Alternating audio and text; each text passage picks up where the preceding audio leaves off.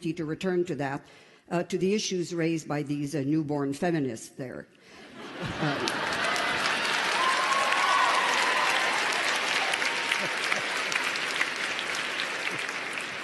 And I see the clock running, so I reserve my right to flesh out these ideas a little more deeply, but I can assure you that for those of us feminists who came, certainly the women of my generation, from a cultural, political environment in this country in which religion dictated most of our rights and privileges, we've managed to start occupying our place in public life, not by pushing and trying to exclude others, and certainly not by espousing as champions people who have that kind of ideology.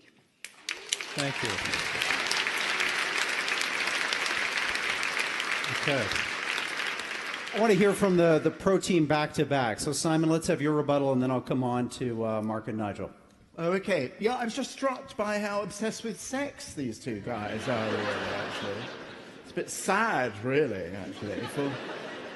Lots of time in the cross-examination to get into these issues, but I want to come over to the other side, and Mark Steyn, get your quick reaction to what you've heard. Hey, I made a decision tonight that I wasn't going to do funny stuff. I was going to be deadly serious, and I'm slightly amazed at our colleagues' ability to get big laughs on gang rape.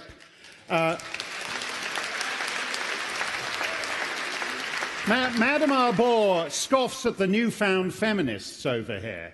I'm not much of a feminist, but I draw the line at the 3-year-old getting raped and the 7-year-old getting gang raped in a basement.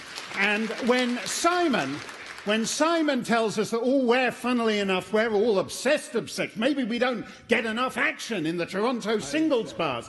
Madame Arbor, as she said, is a feminist of a certain generation.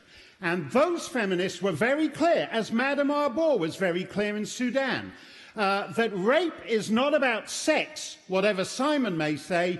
Rape is about power, which is what Madame Arbor says.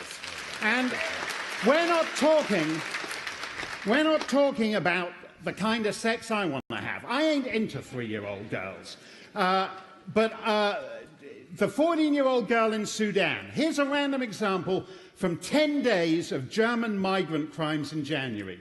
16-year-old boy raped inside Wolfsburg City Hall. 13-year-old girl sexually assaulted near a railway station in Ellwagen. 3 girls sexually assaulted at a swimming pool in Ansbach. 15-year-old girl raped at a railway station in Wuppertal.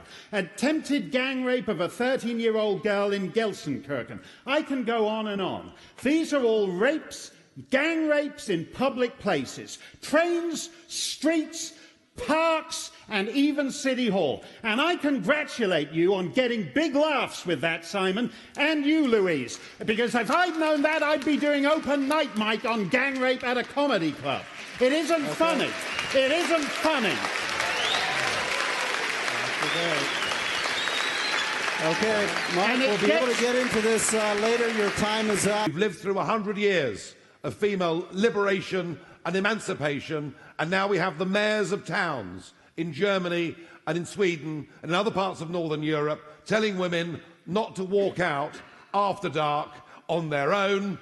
And in the wake of the Cologne sex attacks, the mayor of Cologne said to those women they really ought to dress differently and behave differently in public.